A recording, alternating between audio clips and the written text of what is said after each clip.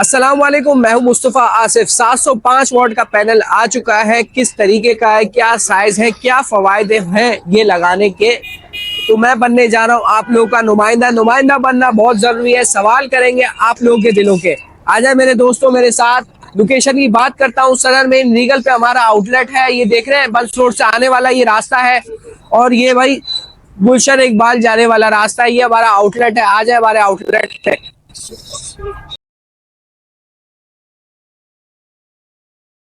तो हमारे साथ मौजूद हैं अजलान भाई। अजलान भाई, बहुत वेलकम करते हैं आपका अपनी वीडियो में। बहुत बहुत शुक्रिया आपका। तो अजलान भाई, 705 वॉट का पैनल आ चुका है। क्या है, किस तरीके का है, कितने बस बार्स है और क्या फायदे है उसको लगा देंगे, तो बता दीजिए अपने व्यूअर्स को। बिल्कुल, देखिए मार्केट में आ चुका है अभी ट्रीना का 705 वॉट वाला पैनल भी, और मैं आपको दिखाता चलूं। ये देखिए, आप देख सकते हैं पैनल, ये साइज में जो है उस पैनल के मुकाबले में काफी बड़ा है, और इसकी ऑलमोस्ट जो है वो 4 फीट 40 इंच की जो है इसकी वो चौड़ाई है, और इसके अलावा जो है ये लंबाई में तकरीबन 8 फीट का पैनल है। और जो लोग भी अपने घर में कम पैनल लगा के ज्यादा आउटपुट लेना चाहते हैं तो उनके लिए बेस्ट है। अच्छा, ये बताएं अमूमन दूसरे पैनल्स के साइज में और इसके साइज में कितना फर्क है? 605 वॉट जैसे आ चुका है लॉजी वगैरह का, अब 605 पे ज्यादा चल रहा है। देखिए, ये साइज में तो उनसे काफी बड़ा है। वो तकरीबन 3.25 फीट की उनकी हाइट होती है, वो उनकी ब्रेड्थ होती है। इसकी जो है वो 4 फीट से भी ज्यादा की है, और इसके अलावा जो लंबाई में सिर्फ लॉन्जी हाइमो 7 ही है जो इसके बराबर है। वो भी थोड़ा सा इससे जो है वो नीचे है, और दूसरे जो है ये तो काफी छोटे हैं इससे साइज। अगर कहते हैं तो व्यूवर्स को हम कंपैरिजन भी दिखा देते हैं दोनों का आपस में रखवा के। ब्रदर, बिल्कुल, अभी हम दिखाते हैं इनको अपने व्यूअर्स को, एंड में सब चीजों का कंपैरिजन भी करके दिखाते हैं। दूसरा, मैं थोड़ी सी आपको इसकी टेक्निकल वो बताता चलूं स्पेसिफिकेशन, कि अगर कोई कस्टमर इसको लगाने का सोच रहा है तो अभी वो सिर्फ और सिर्फ इसको जो इंस्टॉल कर सकता है वो IP21 ज्यादातर इन्वर्टर्स के साथ कर सकता है। वजह यह है कि अगर आप इसको नाइट्रॉक्स वगैरह या IP65 इन्वर्टर्स के साथ लगाने का सोच रहे हैं तो अभी तक ये कंपेरेटिव नहीं है उनके साथ। या 600 वॉट वाले पैनल भी जो है वो उसके साथ इन्वर्क्स नाइट्रॉक्स के साथ खास तौर पे कंपेरेटिव नहीं है। वो इस वजह से क्योंकि जो उसकी एम्पेयर रेंज है इन्वर्टर की, वो इतनी सूटेबल नहीं है कि वो इनकी 2 स्ट्रिंग्स अभी उसमें लगाई जाए। तो ये एक छोटा सा सिंगल स्ट्रिंग में हो जाएगा काम। जी, सिंगल स्ट्रिंग अभी भी लगाई जा सकती है, लेकिन अभी भी रिकमेंडेशन यही है कि क्योंकि इन्वर्क्स जो है वो डाई का मॉडल है, और डाई का अभी तक पुराना मॉडल ही इन्वर्क्स में आ रहा है। तो उसको अभी तक जो है इन्होंने अपग्रेड नहीं किया, जिसकी वजह से हो सकता है गुज़िश्ता साल में ये अभी तक उसके साथ IP66 में हो जाएगा। IP66 में भी ये जो है पुराने मॉडल ही ज्यादातर आ रहे हैं इन्वर्टरों के। तो इस वजह से इसको बेहतर ही है कि आप IP21 इन्वर्टर्स के साथ लगाएं, क्योंकि उनमें जो स्टिंग और पैरेललिंग का सिस्टम है वो थोड़ा बेहतर है उससे जो अभी तक IP66 नहीं, अगर ऐसा काम करते हैं हम, जैसे 8 पैनल लगा दे, 10 नहीं करते पूरे, फिर हो सकता है। देखिए, बेसिक तो जब सीरीज बनती है तो एक ही एम्पेयर कांस्टेंट रहता है। जब एम्पेयर कांस्टेंट रहेगा तो भले ही वो आप इस सीरीज में 10 पैनल लगाएं या 8 लगाएं, एम्पेयर कांस्टेंट रहना, खाली वोल्टेज ऐड ऑन होने। तो उस हिसाब से अगर आप देखेंगे तो ये इसका जब अगर एम्पेयर रेंज ज्यादा होगी तो वो थोड़ा मसला करता है इन्वर्टर में। तो इन्वर्टर की जो भी एम्पेयर रेंज है उसमें आप देखें 6 किलोवाट का इन्वर्टर लेंगे या बड़ा लेंगे तो उसमें 2 स्ट्रिंग आपने बनानी पड़ेगी। तो जब आप बनाएंगे तो वहां पे आपको एम्पेयर में इसमें मसला होगा, क्योंकि इसके एम्पेयर ऊपर चले जाते हैं। अच्छा, अमूमन 6 किलोवाट के सिस्टम में हम 10 पैनल लगा देते हैं IP21 के इन्वर्टर में। ये मतलब हम 10 लगाएंगे तो 7 किलोवाट हो जाएगा सिस्टम पे। बिल्कुल ऐसा ही है। आप 10 पैनल लगाएंगे तो ये 7 किलोवाट का आपका सिस्टम हो जाएगा, और इसके अलावा ये जो इन्वर्टर है वो भी आपको इसके साथ बड़ा लगाना पड़ेगा, जो कि कम से कम भी 7000 PV सपोर्टेड हो। अच्छा, 7000 PV। तो 7000 PV वाला इन्वर्टर मुझे बता दे जिसपे हम ये लगा दे। देखिए, 7000 PV में आपको हमारे पास बहुत सारे इन्वर्टर है, जिसके सबसे टॉप ऑफ द लाइन अभी AGS का इन्वर्टर वोल्ट्रॉनिक पावर का मौजूद है।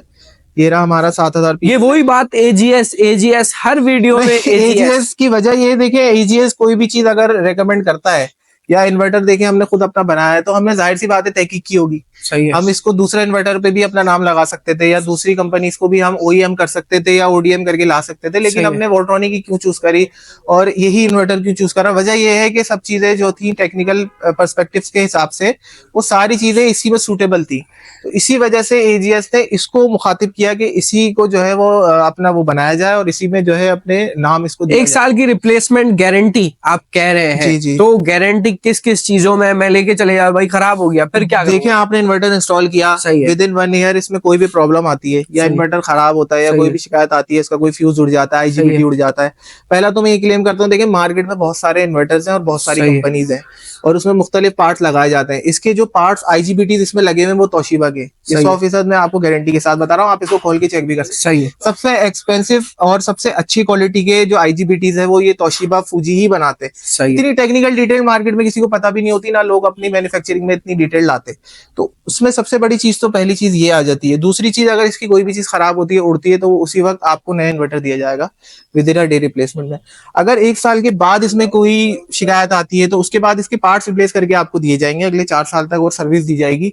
इसके अलावा इन्वर्टर की सिर्फ 1 साल रिप्लेसमेंट वारंटी है, और वो भी इसलिए कि लोगों को एतमाद हो कि चीज हम जो दे रहे हैं वो एक नंबर चीज है। अभी गुज़िश्ता दिनों में हमारे एक कस्टमर थे, उन्होंने इसमें बैटरी की वायर किसी अपने पर्सनल इलेक्ट्रिशियन से बुला के लगा दी और वो इन्वर्टर उड़ गया। सही है। गलती पूरी पूरी उनकी थी, लेकिन उन्होंने बताया नहीं, फिर बाद में उन्होंने खुल के बताया, लेकिन हमने फिर भी उनको इन्वर्टर जो था वो नया दिया। ये क्या नहीं बात कर रहे हो मेरे भाई, बिल्कुल ऐसे रिप्लेस किया करके हमने, दिया? जी हमने उनको नया इन्वर्टर दिया। हमने उसमें कोई जो थे वो ये नहीं किया कि खाली पार्ट्स रिप्लेस करके दिए हो। अगर आप मुझे बोलेंगे तो मैं उन कस्टमर से आपकी बात भी करवा दूंगा और उनका रिव्यू भी चला सकते हैं। अच्छा एक और चीज, मेन बात मैं करने जा रहा हूँ, आपने 1 साल की गारंटी दे दी, कितनी कंपनियां 3 साल रिप्लेसमेंट वारंटी दे रही है, वारंटी गारंटी असल में में क्या मैं फर्क? आपको बताता हूँ, कंपनी देती है 5 साल वारंटी, लिख देती है बड़ा बड़ा, सही है। लेकिन जब आप इन दी एंड उसमें जाएंगे तो आप देखेंगे कि उस पे लिखा होता है 2+3 या सही। 2+1+4 सही। ऐसे करके सही। वारंटी। इसका मतलब ये होता है कि 1 ईयर जो है उसकी खाली प्रोडक्ट्स के पार्ट्स वगैरह रिप्लेस होंगे सही है। और बाकी के 4 साल जो है वो आपको सर्विस करके देंगे फ्री में।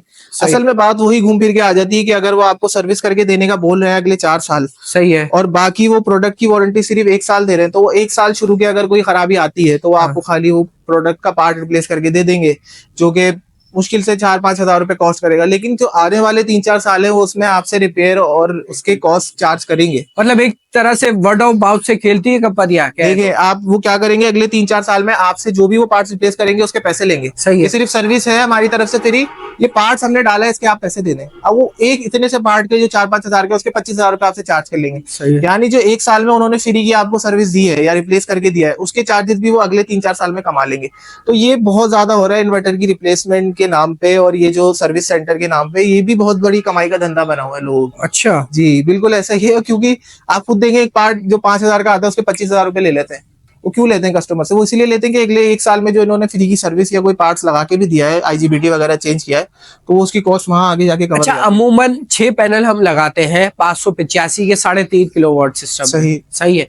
इसमें हमें लगाने पड़ेंगे 5, है। सही तो स्ट्रक्चर के एक स्ट्रक्चर के पैसे बच गए, सही और वायरिंग के एक स्ट्रक्चर के एक पैनल के पैसे बच गए, और जो एरिया वो कवर कर रहा है सही। उसके पैसे बच गए।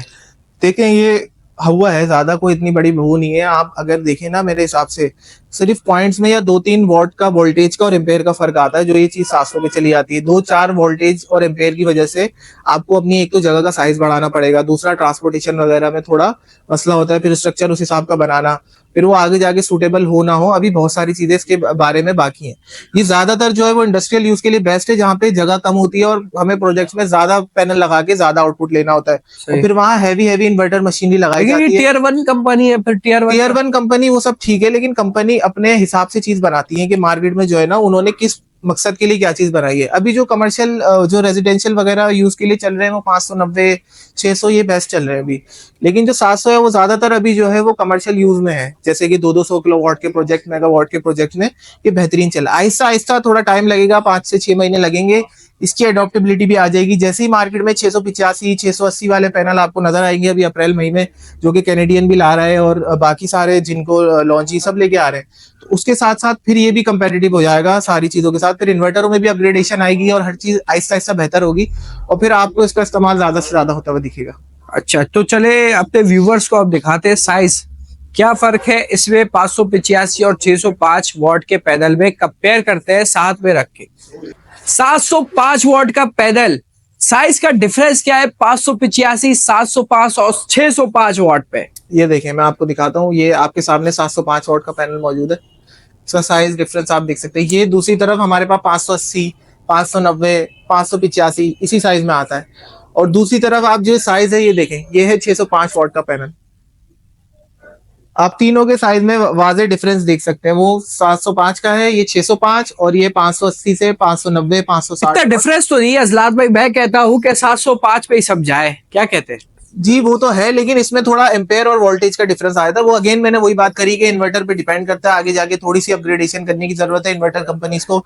इन्वर्टर इसको भी चाहिए ये चीज देखे कि नाइट्रो जहां बनवा रहे हैं डाई से, तो थोड़ा इसका जो नया मॉडल अब मार्केट में आ रहा है उसकी तरफ फोकस करें, ताकि लोगों की कंपेटिबिलिटी भी बेहतर हो। और आहिस्ता आहिस्ता, क्योंकि अब ये होता है कंपनी ने जब ज्यादा बनवा लिया होता है माल, तो फिर उसके बाद वो बोलते हैं पहले ही निकालें, तभी दूसरा प्रोडक्ट जो है वो लाइन पे आता है। असल में अमूमन क्या होता है ना, कोई जगह का बड़ा मसला चलता जी। है। L2 फ्रेम पे टावर पे लग सकते हैं, कितनों के कब्रों डाले हुए होते हैं हाँ। किन्होंने, तो बोलते हैं 4-6 पैनल डल के मेरा सिस्टम बहुत हो जाएगा, 4-4.5 हाँ। किलोवाट का। बिल्कुल ऐसे ही अब एलिवेटेड उसको लगाते हैं, उसकी कॉस्ट बहुत पड़ जाती है। देखें, ऐसा होता है अगर आप 6 पैनल लगाएंगे तो सही। टोटल 600 वॉट का फर्क आ जाएगा। सही है। एक पैनल यानी एक्स्ट्रा आपको लगाना पड़ेगा इसके कंपैरेटिवली। सही। तो अभी भी इतना कोई ज्यादा फर्क है नहीं, लोग अभी भी लगा सकते हैं जो 585 590 वॉट के पैनल भी। तो ये अभी भी जो है वो जब तक चीज- 200 हाँ। 200 नहीं आ जाता, 200 जी, हलचल अगर ये 1000 में आ जाए तो हाँ। फिर ये थोड़ा बेहतर हो जाएगा, क्योंकि फिर 2 के बजाय एक पैनल लग रहा होगा। यही साइज 1000 में आ जाए जी जी तो वो काफी बेहतर हो जाएगा कस्टमर के लिए भी। और फिर जो है वो इसके एक के बदले वो 2 के बदले एक पैनल आप लगा सकते हैं, अच्छा। ये ज्यादा अच्छा रहेगा। हाँ तो दोस्तों दुआ करो 1000 वॉट का पैदल आ जाए, कि